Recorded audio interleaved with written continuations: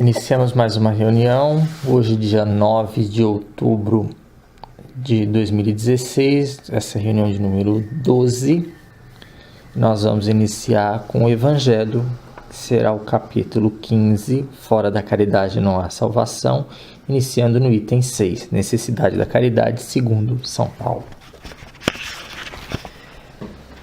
Ainda quando eu falasse todas as línguas dos homens, mesmo a língua dos anjos, se não tivesse caridade, não seria, senão como um bronze sonante e um símbolo retumbante.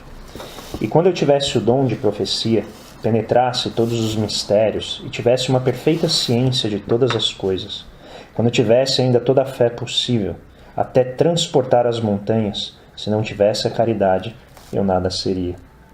E quando eu tivesse distribuído meus bens para alimentar os pobres, e tivesse entregue meu corpo para ser queimado, se não tivesse caridade, tudo isso não me serviria de nada. A caridade é paciente, é doce e benfazeja. A caridade não é invejosa, não é temerária e precipitada. Não se enche de orgulho, não é desdenhosa, não procura seus próprios interesses, não se melindra e não se irrita com nada. Não suspeita mal, não se regozija com a injustiça, mas se regozija com a verdade. Tudo suporta, tudo crê, tudo espera, tudo sofre. Agora, essas três virtudes, a fé, a esperança e a caridade, permanecem. Mas entre elas, a mais excelente é a caridade. São Paulo, primeira epístola aos Coríntios, capítulo 13, versículos de 1 a 7 e 13. Item 7.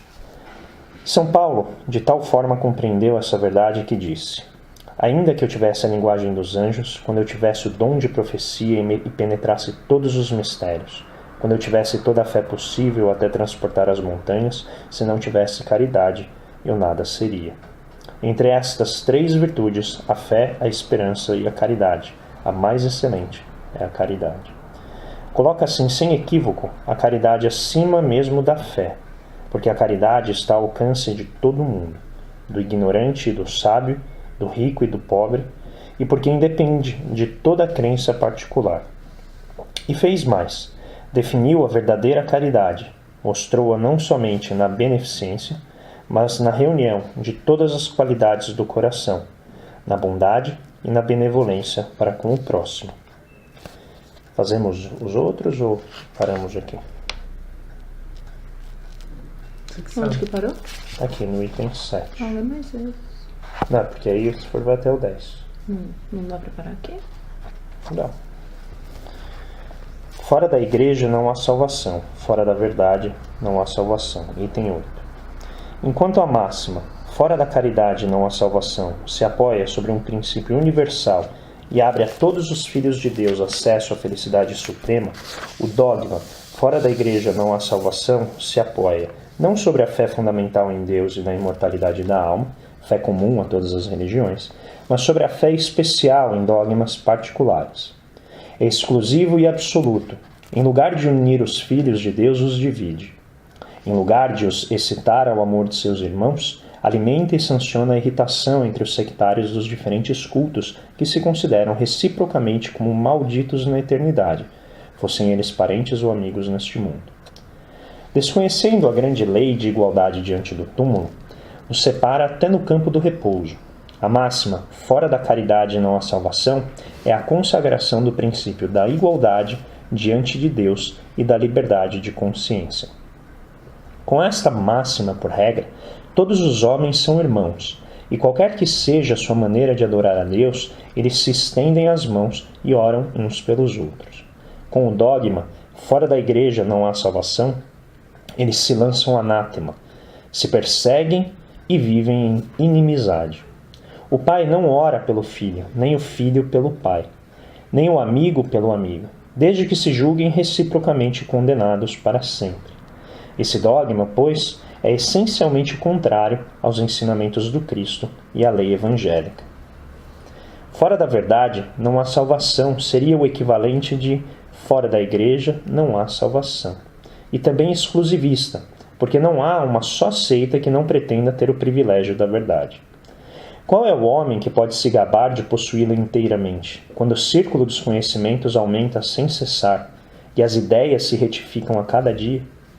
A verdade absoluta não pertence senão aos espíritos de ordem mais elevada, e a humanidade terrestre não poderia prendê-la, porque não lhe é dado tudo saber. Ela não pode aspirar senão a uma verdade relativa e proporcional ao seu adiantamento. Se Deus houvesse feito da posse da verdade absoluta a condição expressa da felicidade futura, isso seria uma sentença de proscrição geral. Enquanto que a caridade, mesmo na sua acepção mais ampla, pode ser praticada por todos.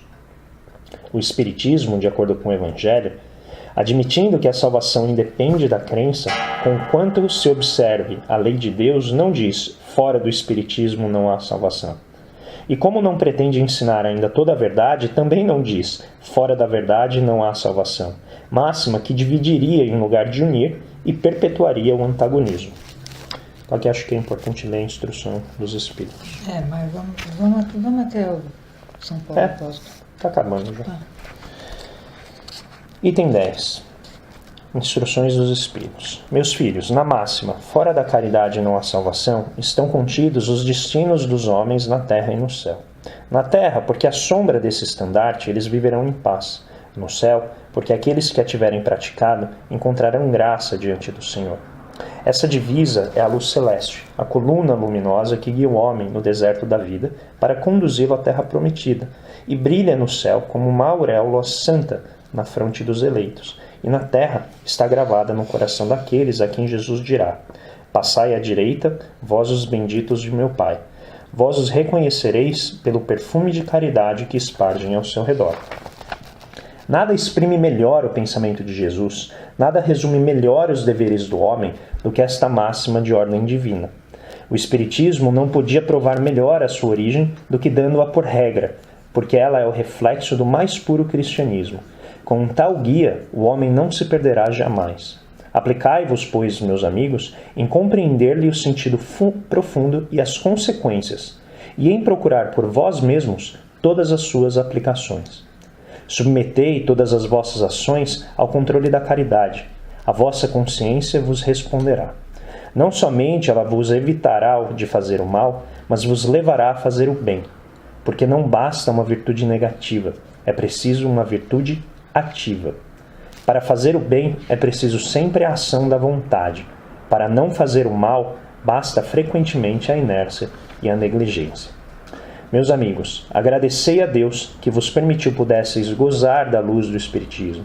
Não porque só aqueles que a possuem podem ser salvos, mas porque vos ajudando a melhor compreender os ensinamentos do Cristo, ela vos faz melhores cristãos. Fazei, pois, em que vos vendo, se possa dizer que o verdadeiro espírita e o verdadeiro cristão são uma só e a mesma coisa.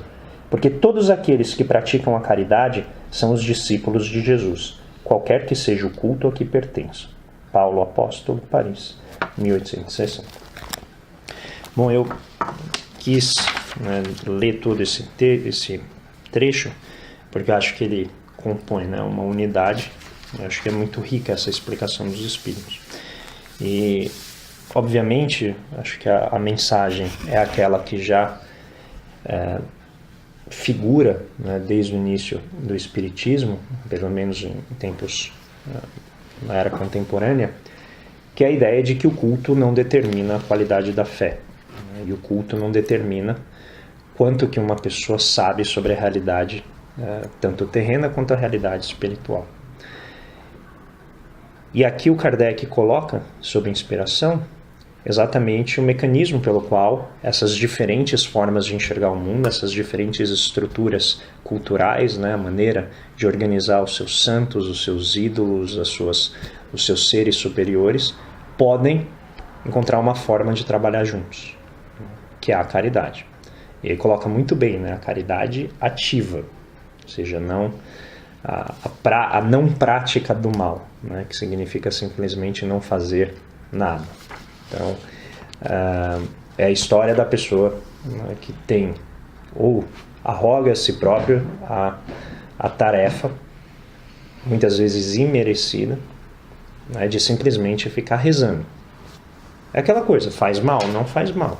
mas não necessariamente ajuda, né? Então, não é uma crítica a quem faz isso, mas a pessoa não pode imaginar que apenas na prece ela vai conseguir avançar ou se adiantar em termos de aprendizado, ainda que haja benefícios evidentes para ela. Então, aqui eu acho interessante, eu vou concluir, acho que o texto é rico o suficiente, não precisa de muito comentário da minha parte. Eu lembro sempre de uma situação em Santos, acho que era São Vicente, em que tinha um centro umbandista bem do lado de uma igreja evangélica. E os seguidores, né, muitas vezes se viam ali em brigas, né, em certos antagonismos, controvérsias, dali para fora, né? Então, no que dizia respeito aos seus grupos, um falava mal do outro, mas assim, os evangélicos falavam mal dos umbandistas. Os umbandistas não ligavam muito, falavam, tudo bem, né? Cada um na sua trajetória e tal. Mas tinha ali um certo incômodo, né? Até certo ponto uma certa hostilidade.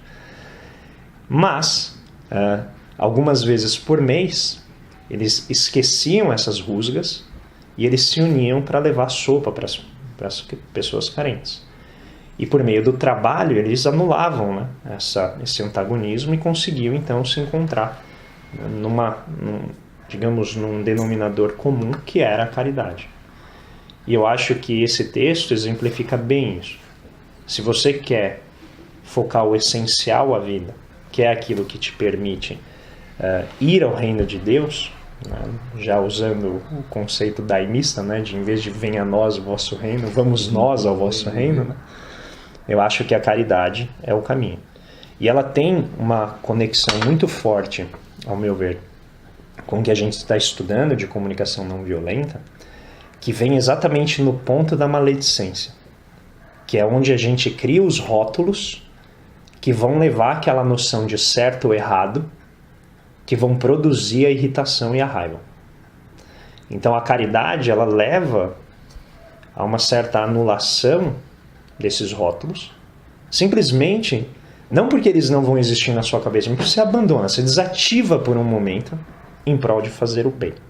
E isso leva, obviamente, a um desarme do espírito, né? Então, o espírito ele não fica tenso, ele não fica resistente, reativo, e isso facilita encontrar esse denominador comum. Então, para concluir, eu acho que a mensagem de São Paulo é: sempre que a gente enxergar a diferença, sempre que a gente não conseguir, né, acalmar os ânimos por conta dessas diferenças, busque a caridade ativa, porque ela vai desarmar e vai permitir que a gente adiante o nosso conhecimento sobre a única realidade, que é a realidade do espírito, fora, né, da terra, fora da carne. Eu acho que a mensagem que fica para mim é esse parágrafo final aqui do item 10, que justamente a caridade é uma virtude ativa. Para fazer o bem é preciso uma ação, para fazer o mal basta que você fique quieto e não faça nada. Na inércia. Né? Você permanece na inércia. Então eu acho que esse é o ponto que a gente pode procurar desenvolver.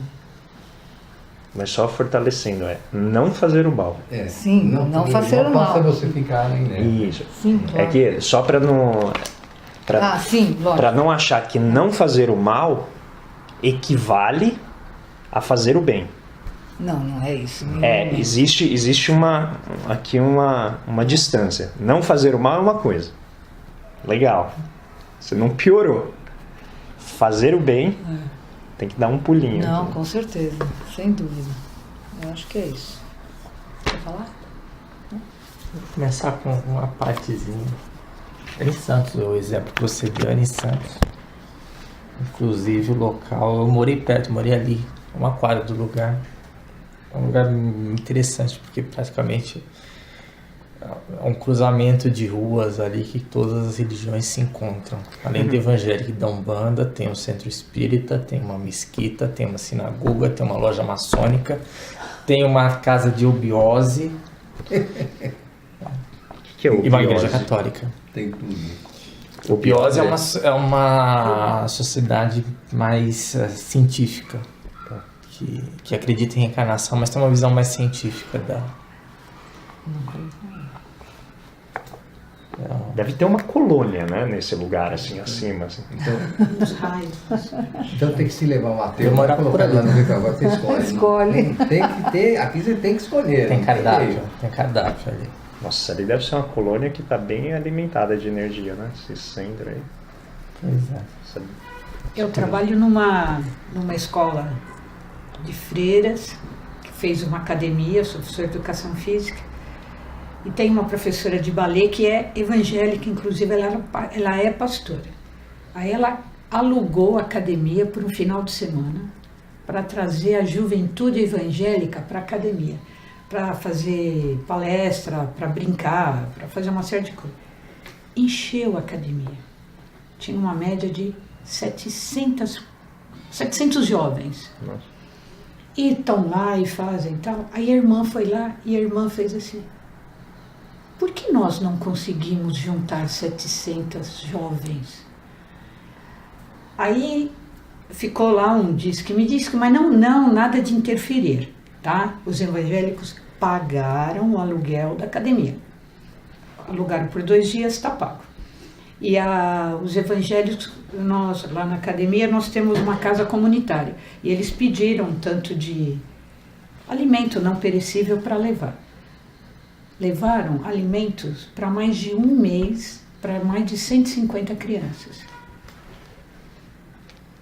Não, eu só estou falando que o evangélico alugou uma academia católica, aí pegou os alimentos para levar numa casa comunitária. 700 pessoas. E a irmã até hoje não sabe como que juntou 700 jovens que o católico não consegue juntar. Ficou lá um pontão de interrogação e ela vai alugar novamente a academia.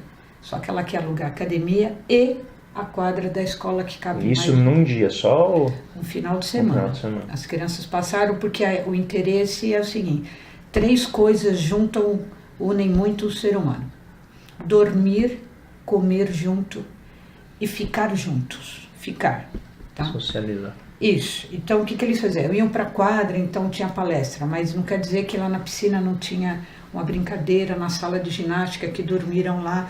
Então, agora eles querem a academia e a quadra da escola, que cabe uma média de 1.000 pessoas. E a irmã está lá desesperada para saber como é que ela junta mais de 1.000 jovens, e o católico ainda não se achou ainda. Mas você tem alguma explicação para isso? Não, eu tenho a minha explicação, Isso. né? Porque é complicado. Você vai numa missa, você não pode discutir. Eu fui numa missa de 7º dia de uma professora, que ela morreu na passagem de ano. A igreja estava lotada ali na Lígia Vasconcelos, aquela igreja da esquina. Estava lotada de crianças, chorando desesperadamente. E o padre falou uma vez o nome dela e tocou a missa. Ele foi insensível de ver que ele podia sair lá daquele altar, vir para frente, pegar uma cadeira, chama a criançada e fala: vem cá, turminha, o que está acontecendo? Então explica para onde ela foi, o que vai fazer, pelo menos para as crianças saírem com uma coisa plausível. Uhum.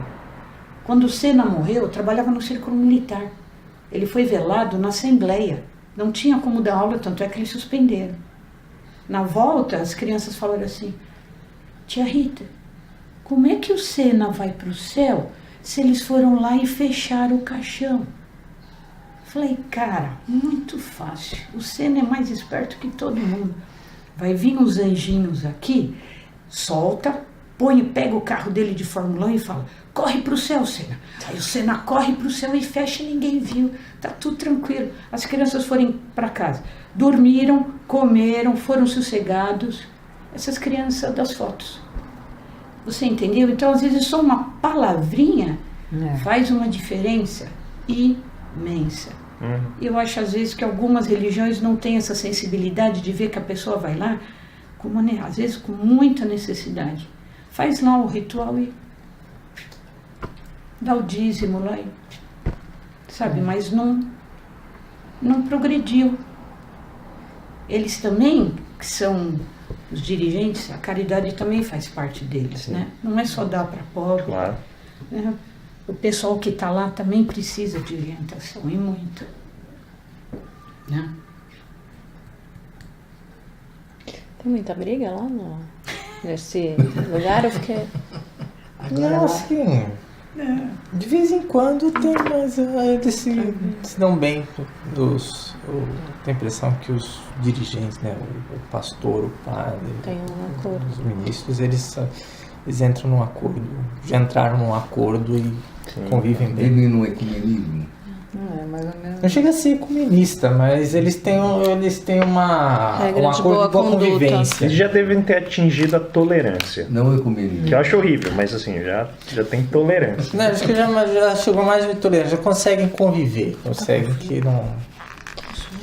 Assim, e é interessante, eu acho que uma parte desse evangelho que é pouco dito nos comentários das casas espíritas, quando se fala disso, né, fala da caridade na salvação, coloca a caridade como exemplo.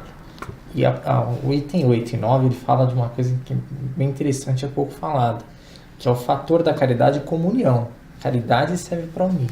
Quando você substitui a palavra caridade por qualquer outra, você cria divisões, né? Cria entraves para essa convivência, para essa tolerância, para esse entendimento. E na verdade o próprio ato da caridade, a caridade ativa, é um ato de união. Que pode servir, por exemplo, para o terreiro de Umbanda e a igreja evangélica fazer um trabalho de sopa. É um fator que É gregário, né? que une, que mobiliza e facilita tanto o desenvolvimento não só da convivência, mas do próprio amor ao próximo. E eu acho que quando a gente fala de caridade, a gente pensa muito em coisa material. Mas como a Rita falou, né, que ali eu acho que a questão de faltar caridade de atenção, caridade de doar o seu tempo, às vezes não é dinheiro, não é nada material, mas de você doar atenção para alguém. Então, uma coisa que eu aprendi, não sei se foi, eu já fazia, mas eu era mais tímida e tal, mas agora eu cumprimento qualquer um. Como faz diferença? Como faz Você diferença? desmonta a pessoa, se você chega, ele tá sério, se você fala bom dia, Ah, é. bom dia. Algumas pessoas levam meio um Mudou. susto. É. Né? Sim. Então, da gente pensar a caridade não só como uma coisa material, mas, né, de doar atenção. Acho que